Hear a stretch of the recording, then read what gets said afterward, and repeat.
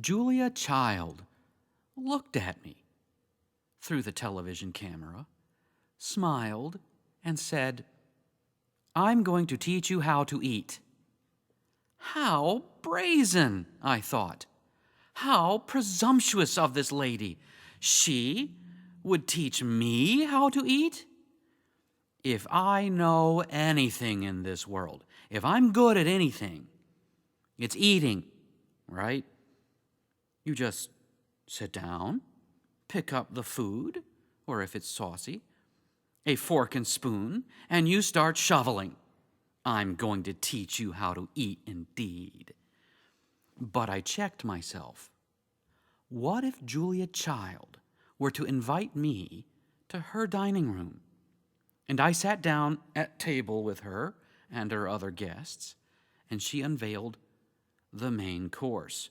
Would I then be exposed as an uncivilized clod, unceremoniously shoveling food into my gulp? Well, the very possibility of such a mortifying embarrassment caused me to allow her to teach me how to eat. And how did she teach me? She was delighted to do so, too. Playful, even, presenting the steps to the preparation, say, of a simple beef stew, in French called bœuf bourguignon. And while she was presenting, I declare, I believe she winked at me. You watch. Now, I don't mean that she was literally winking, hamming it up to the camera like so many wannabes and posers do nowadays. No, she was doing something different. She was looking into my heart and into the heart of everyone watching. And she was making space in there for freedom. She knew it. She knew that she was starting a revolution. She single-handedly transformed the domestic kitchen from a prison where the dutiful American housewife slaved away in subservience in a culture made the way General Eisenhower intended. She transformed the kitchen from a prison into an artist's workshop, setting the ordinary woman free to be a craftsman and an artist, dabbling in the art of delight, of invitation, of banquet. Through that twinkling eye, every American housewife now had the freedom to aspire to that ideal woman of Proverbs 31. Her children rise and call her blessed, and her husband praises her. Many women have done excellently, but you surpass them all. She looks well to the ways of her household, and she does not eat the bread of idleness. Julia Child taught us how to eat, and while she was doing it, she had a twinkle in her eye, delighting in what she was doing to us in the same way a husband delights in his wife with a twinkle in his eye some months before they have a new baby in the house. We are talking about new life. It is the same, because when you want new life, you need mischief first. Julia Child was mischievous indeed, and when she showed the American housewife how to pour a glass of wine to make eating a lively experience, she was more than mischievous. She was brazen, presumptuous. She wanted me to experience life in eating and drinking. My very favorite example of biblical mischief is early in the book of Judges. They can't eat, you see. They can't eat because they're being oppressed by the Midianites, because they keep worshiping idols. God comes down to see how the oppression is coming along. After all, he sent it. He came down, it says, and sat down under the big tree at Ophrah. He was probably leaning against one of the idols. The way my mind pictures it is like this. God is sitting under this big shade tree with his back resting against one of those Canaanite idols.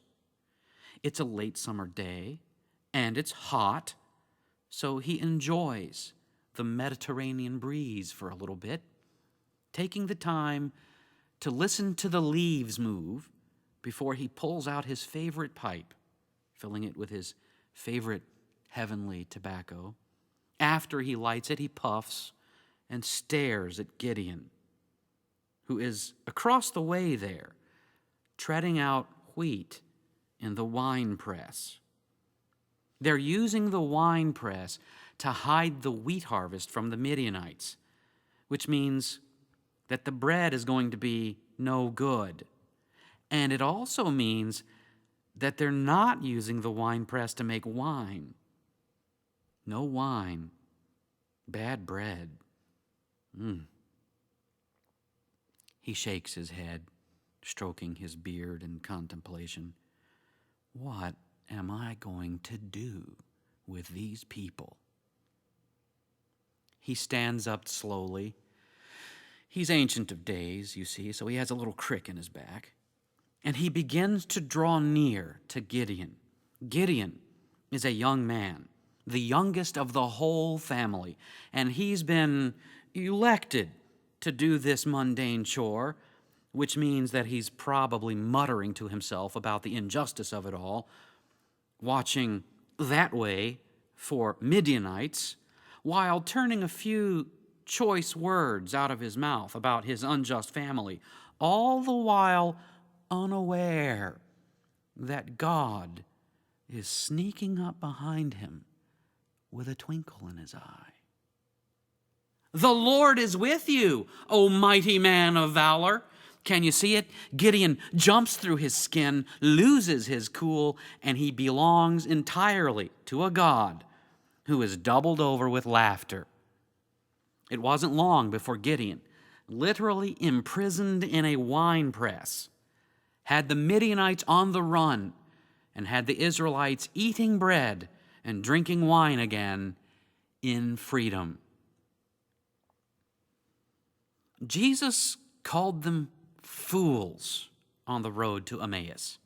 Fools. They were shuffling along, all downcast and dour, confused, afraid. Are you the only visitor, they asked him, the only visitor to Jerusalem who doesn't know the things that have happened? Jesus, no doubt, played the part well, shrugging his shoulders, raising his eyebrows, holding his hands out. What things? Oh, now that's mischievous. That's a twinkle in his eye. That's a twinkle in his eye even as he was feigning disappointment. Oh, foolish ones. And then he proceeded to teach them how to eat. He acted as if he were going farther, which is astounding. And they feared for him because darkness was coming. Can you believe that? Jesus, afraid of the dark after what he'd just been through on Friday. They feared for him because they were afraid of the dark. Not for long, for when he took the bread, blessed it, and broke it, their eyes were opened, and the mischief had served its purpose. They had new life. Didn't our hearts burn within us? Well, of course they did. Of course you had heartburn, because you didn't know how to eat. This resurrection thing is one hot chili pepper, and you've got to know what to drink with it. Immediately after being taught how to eat, their heartburn vanished along with Jesus, and they were no longer afraid of the dark. Off they went like a shot in the dark, straight back to Jerusalem, right about the same time that Jesus finished appearing to the disciples who were behind doors which were locked for fear. Look it. This resurrection thing is no small thing. It's not a magic trick done on a stage in some outpost on the Mediterranean. This resurrection thing is about new life, and wherever you want new life, you need mischief first. You see that bread? That's the body of Christ. You're going to eat the death of Jesus. But for you, it's not death. It's new life. See that cup? That's the blood of Christ. You're going to drink the suffering of Jesus. But for you, it's not suffering. It's pleasure. It's your life lived right now at home, in your schoolwork, at your work, in retirement, in the hospital, in the nursing home. That bread is your new life. You get to do life with a twinkle in your eye, not with a fear that somebody's going to do something bad to you, or even better, not with a fear that if you do something wrong, you're going to be punished like a prisoner or a slave. Be free. Do life in the revolution of the resurrection. It's your pleasure right now that you can laugh and sing and dance through life, not just when it's enjoyable, but even when it's tough, when discipline comes because you did do something wrong, when hardship comes because of whatever, when sickness comes because it does, and when death comes because it will. It's your pleasure to take that cup, lift it up, and celebrate your new life. Who else eats for you but you? Who else drinks for you but you? This is yours, prepared just for you and everyone who believes. Julia Child takes the bread and the wine, and she winks at you and says, "Bon appetit." Oh, I'll enjoy the meal indeed. Jesus takes the bread and wine and says the same thing with different words. Take, eat, take, drink.